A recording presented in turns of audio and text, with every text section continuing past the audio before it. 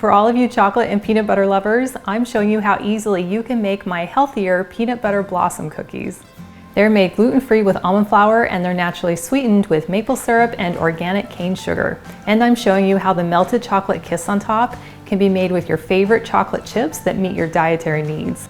Now I have yet to find some gluten-free, dairy-free, or vegan chocolate kisses, but I was able to find a mold, which means we can melt our own. So we're going to start with 1/3 cup of your favorite chocolate chips, and you'll want to put them into a microwave safe bowl. And then we're going to heat these up in the microwave in 30-second intervals. We'll take it out and stir it in between. So after our second round of 30 seconds, you can see that our chips are melted. So I'm just going to go ahead and stir these up until it's nice and smooth. And now I'm just going to take a small spoon and then pour the chocolate right into the kiss mold. And then a really simple hack for making sure all the chocolate gets down into the little tip of the kiss mold is to use a toothpick. I'm just going to poke it down inside the chocolate, and then I'm just going to kind of wiggle and push the chocolate right down in the middle. And then I'll take the mold and tap it a few times on my counter. And that will help make sure we get out any extra air bubbles. And then this can simply go into the freezer while we make the peanut butter cookies. To make the cookies, we're going to start with 1/3 cup of room temperature butter. And then I'm going to add 2/3 cup of some natural peanut butter, 1/3 cup of organic sugar, 1/4 cup of maple syrup, and then I'm going to mix these together until they're well combined. Well, that looks great. So now we can go ahead and add 1 egg, and then we're just going to mix this until the egg is incorporated.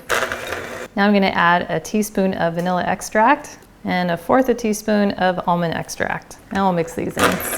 Now we can add our dry ingredients, which includes 2 cups of almond flour, 2 tablespoons of tapioca flour, and then I'm adding 1/2 teaspoon of baking soda, 1/2 teaspoon of baking powder, 1/2 teaspoon of salt, and 1/2 teaspoon of cinnamon. I'll just dump those right on top. And then we'll mix these together till we have a very fluffy cookie dough. Well, that looks fantastic. Now I like to line my cookie sheet with parchment paper because it makes it really easy for getting the cookies on and off of the pan. And then to scoop the cookies, I'm just using my medium-sized cookie scoop. I'm going to scoop up the cookie dough, but I'm not going to fill it completely because I found that this size works really well for these cookies. And then I'm just going to roll it in my hands to make a nice smooth ball.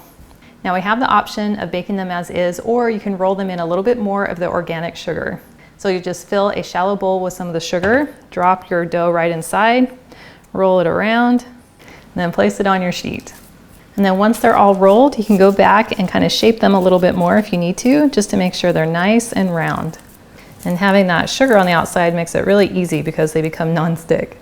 Now these are ready to go into a 350-degree oven for 11 to 12 minutes, just until the sides are starting to turn a light golden brown. Well, these just came out of the oven and they look gorgeous. I ended up baking them for 13 minutes. You can see they're just lightly golden brown around the edges. So now we want to take our frozen little kisses and just push them right down into the center of the cookie. And this will give us our beautiful blossom cookie shape. Keeping our kisses in the freezer helps them to not melt down too quickly, but the bottom will melt down just enough to fuse down with the cookie. And before the cookies cool off, you can go ahead and kind of squish them together just a little bit if you'd like them to be a little more firm. Now I am super impatient and I really want to try one of these, so I'm going to take one and just put it into my freezer for just a couple of minutes so that it's cool enough for me to try. And then we want to remove the cookies off of the warm baking sheet. And then you can put this tray right into your fridge if it looks like your chocolate is melting too quickly. Well, my sample cookie only needed about a minute in the fridge and it is now the perfect temperature. And I love how just lightly golden brown it is on the bottom. And then it has some sparkle from the sugar that was rolled on the outside.